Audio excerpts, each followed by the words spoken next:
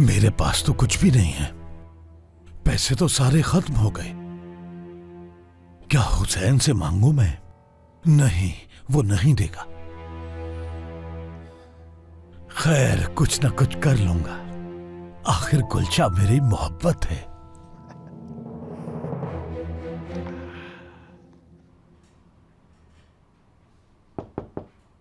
आ जाएं। करीम साहब, हमें ये बिल रिसीव हुआ है। दिखाओ किस चीज का बिल है।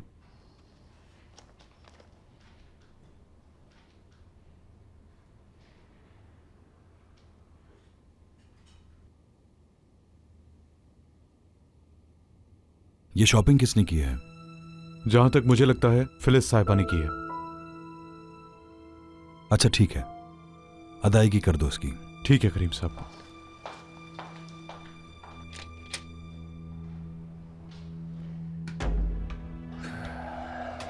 असल में फिलिस तो इतना खर्चा कभी भी नहीं करती।